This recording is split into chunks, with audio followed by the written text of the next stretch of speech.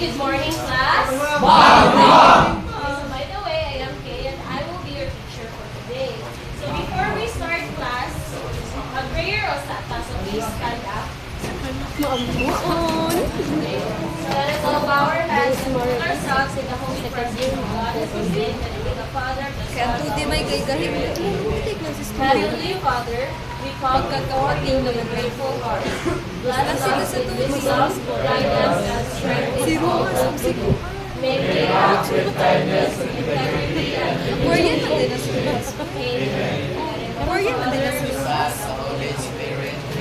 Okay, pwede na So, before Juta starts activities, it's not by classroom management. So, it stands for the word MONI.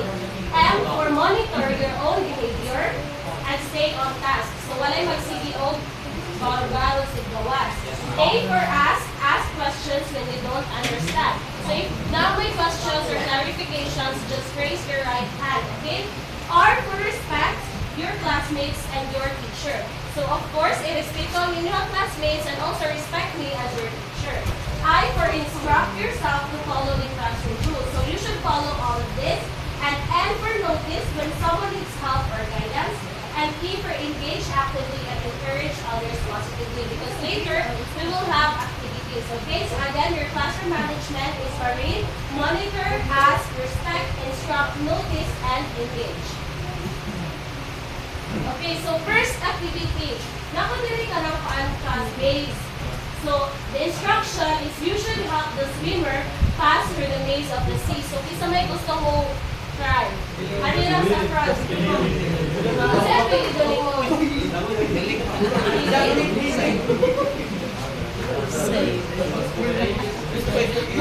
Tuloy ka oras sa guna-guna ko. Kasi activity alin mo na Miss Lucky.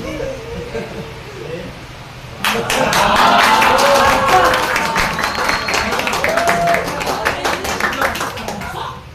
nakagawas na ang diver class. So, nanasan siya na inyong problema. So, help the swimmer unlock the doors. So, naadili ko ang class na upat ka words. Like play, stroke, swimming, and water. So, ato nga siyang sunuro ng palita class ha. Mag-unatan ni Click. Kasi kita ni Click.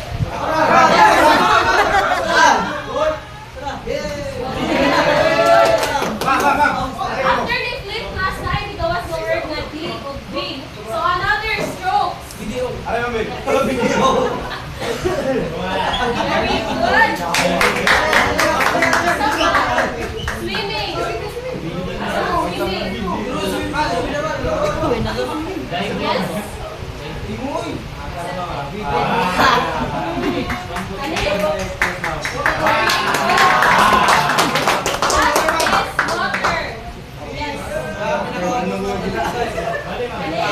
Very good. Okay, so naanay mga different letters. Kung saan man siya? Very good. It is? So, since kung manatog help si diver, so naay di papilit nila ang poster sa inyong likod. Kaya niya no. Okay? So, kung ano yung class, then write down the swimming stroke you feel most comfortable performing. Katong walay space, salang front lang. Isuwat inyong kato, di ba? Katong impressive. Isuwat kung asa mo yung confident mo ka mo perform. Na dito sa tubang. Okay? Stroke. Lahat nag-exam. Stroke class. Di kalentan mo. Stroke. Freestyle. Okay, so, guys, pinakauna ninyo magsulat ha, kayo nyo lang i-pass, that is 5 points. Huwag isang nila. Basta mag-name mo. Ihatag ko naman ang mag-name class. Basta kung kamalong perform na swimming. Okay na, sumatan na. Sumatan lang nila, dili swimmer.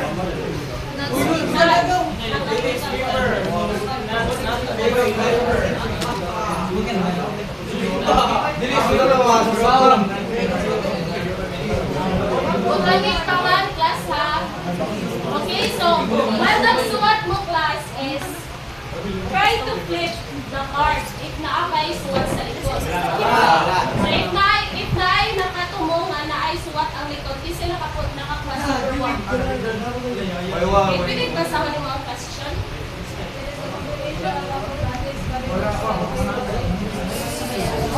Okay, so ang question class number 1, it is the combination of acrobatics, body control, and the clean water and breathe. So the answer is dive. So isa nakakuha sa number 2. Kalawa sa likod. Isa nakakuha sa number 2 class. Wala? Wala bilingkuran. Answer na like 5 points.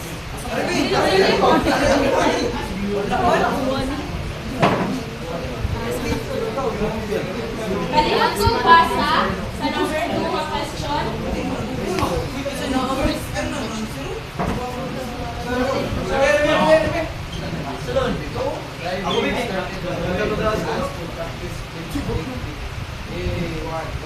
Nanay clue nga words nila.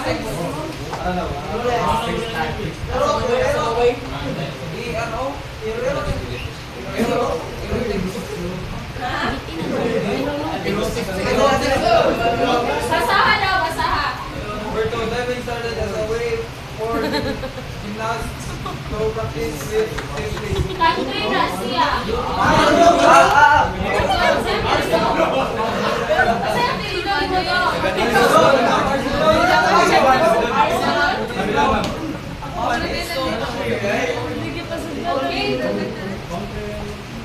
So, ang combination of acrobatics, body control, and clean water entry is diving class. Ang diving is nag-start siya as a way of gymnast and to practice with safely in groups. So, based from the activity class, do you perform diving? Yes! Okay, so nakikapagkanan, importante ba ang diving for you as a marine student? Yes! Ano ba? Raise your hand. Ano ba? Ha? Yes?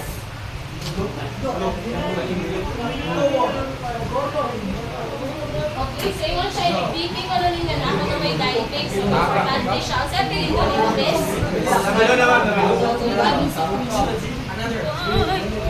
Isa pa na yung other idea. Yes.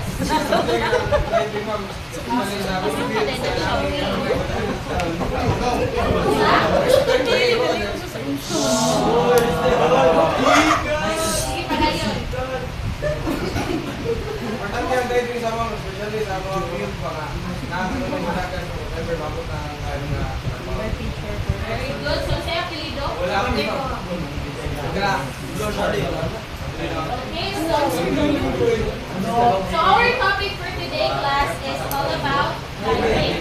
So again, diving is a sport of plunging into water, usually head first. So mag-una ang ulo while performing gymnastic and acrobatic movements. It combines athletic skill, body control, and precision. Again, class, unsa tutulo ang i-combine ni diving? Athletic skill, body control, and precision.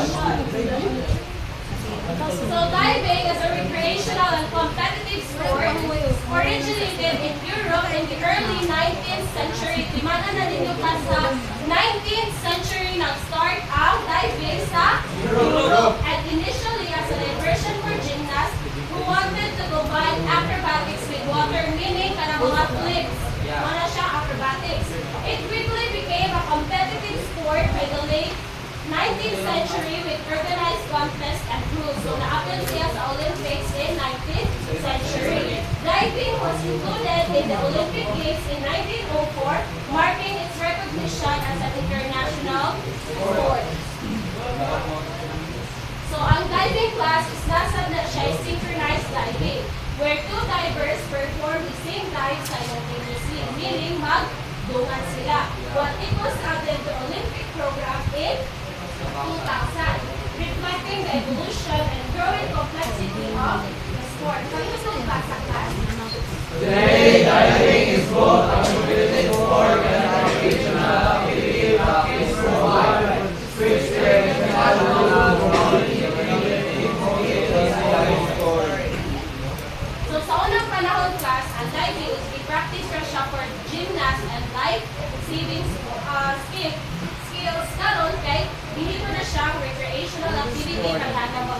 sa Noah's diving, and ang uban nga resort na diving board, ang uban kay hindi mo na siya contest sa sports. Okay?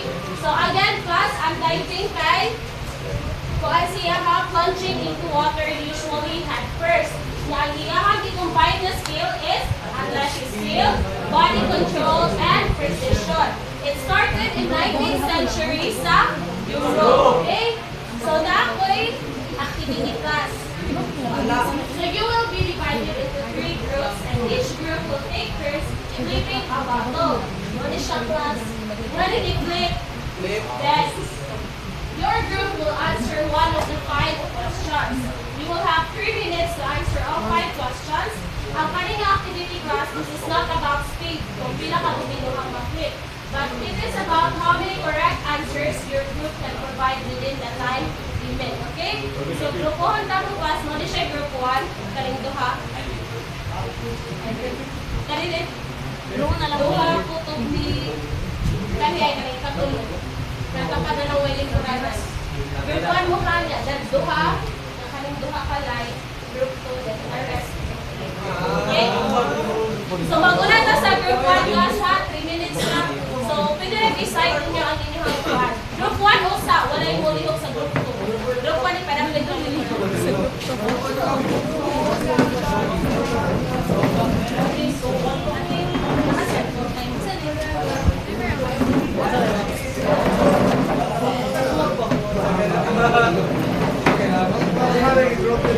Ari lang din mo sa front class. Isa yung mutulit sa baso. Isa yung mutulit sa ako. Ay, umira na pa ihatag yung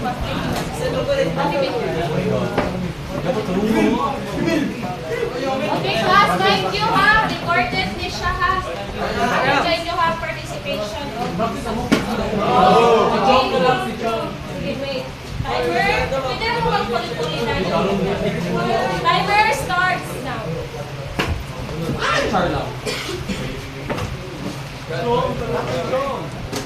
Standing mo, Cho. Nice one. Number 1. Diving. Ay, saba. Nagawa na na.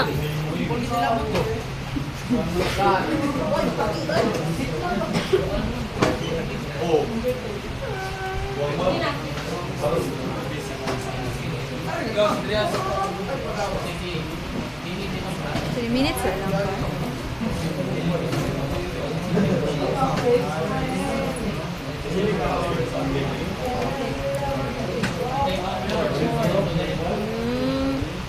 Maayo daw. Pwede mo. Perfect. Saan na ito? Ang dagagan sir or Ang saktugan, sir. Basta kung saktugan, sir. Tomato. Potato. pumpkin? Cabbage. Onion. Ma'am, ganito lang makadulong. Cabbage. Canadian. Aboard. British accent. It's tomato. It's the Potato. carrot. It's Cabbage. broccoli. Carrot. Onion. So, 1 minute and 20 seconds na umalang group 1. Okay, so group 2, isay mo ulit. Aralan na inyo po ang lituralan. Forward na lang to. Isay mo ulit. Guys, pwede na mo magpulit mo sa lahat. Nakira na.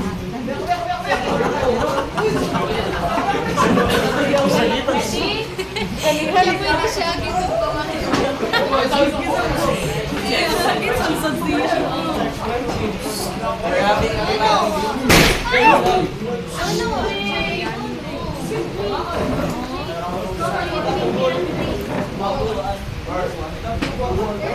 Wala yung pagumang ko. Pwede na ka magkatanong. Ay, kita dito man, sir, ha? Pwede na ka magkatanong.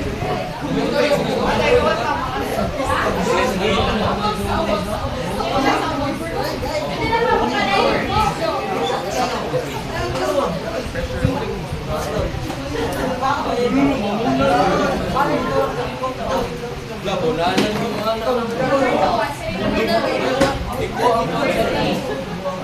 Ito, sir. Inyo mga muna sa ang comment.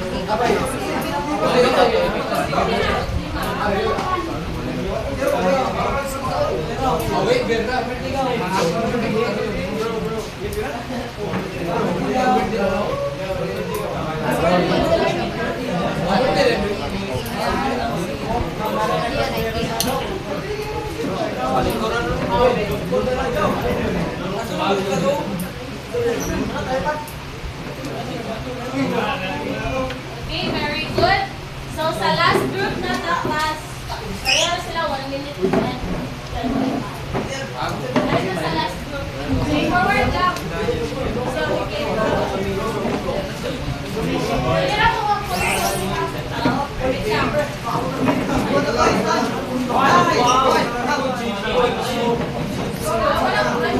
Timer starts now.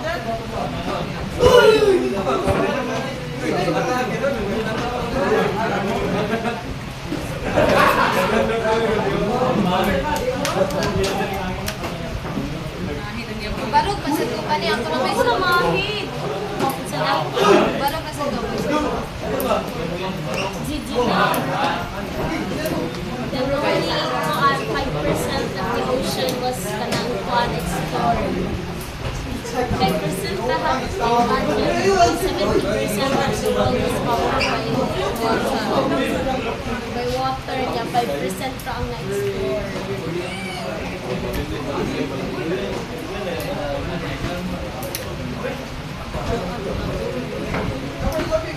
Pero ako to diving yung kili, no?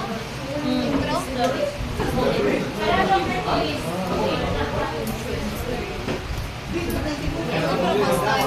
What is the moment money? Well, what is the moment? Tiwasan ng tanding bang siya. Okay. Huwag mo ka start. Magpaan lang na mag-test lang sa kanila. So, mabalipay lang siya. Dabot sa exam. OA o B, pero huwag ka start. Tusing-tusing na ko.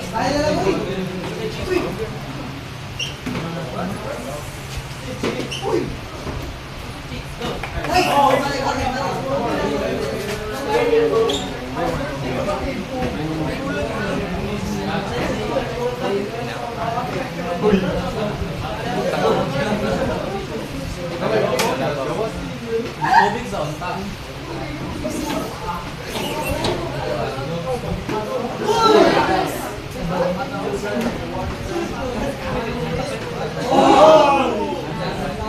Rap. Rap. Pasa lang. Asang baso. Okay, class, pwede na rin kayo balik o tara na rin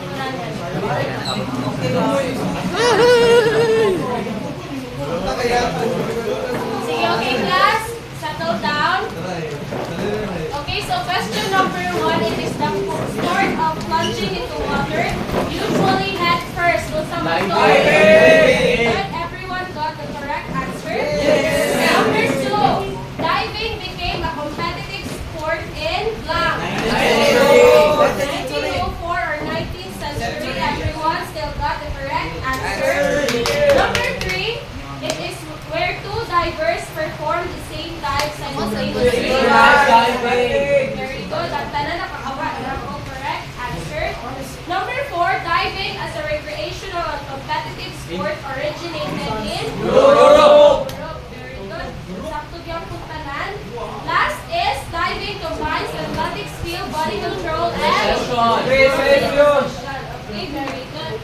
So, kung sa activity classes natin, quiz. So, get the 1/4 sheet of paper and answer directly. 3 minutes na ha. Tara na lang.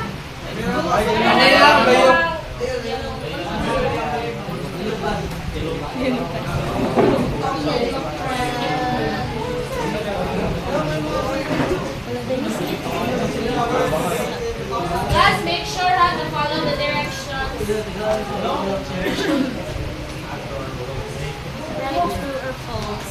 Ivan was Ayaw kalimut mo lang yung pangalan.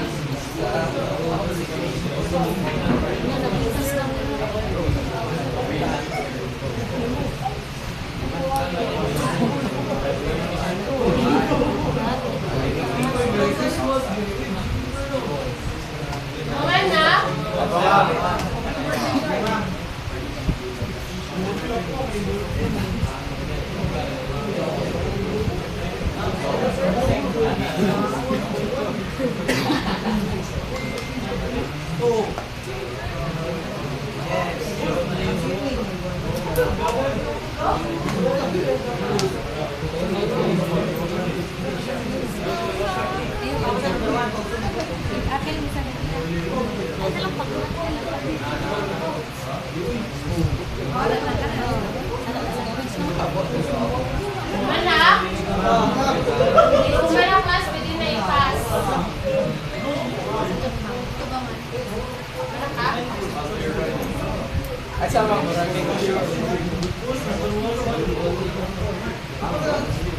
Okay, class, last 1 minute. Dali na kayo na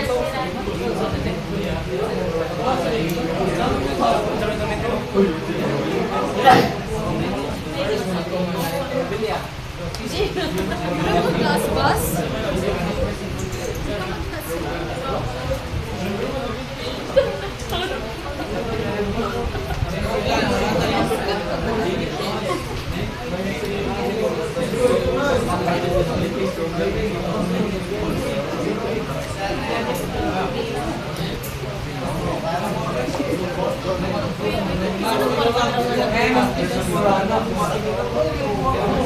Palihog kong pass, class. Pass sa iyong kilid.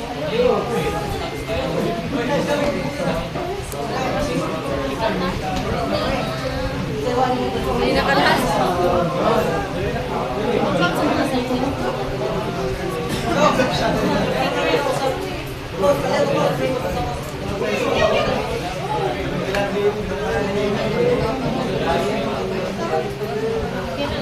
Nakawas na tanan.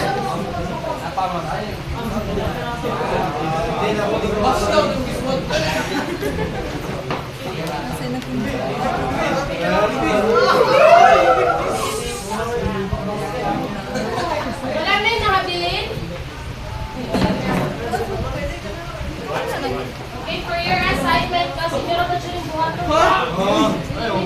Grabe na. Okay, so, before siya, look for a picture of diving on the internet and print it out in your template. Di ba namin template?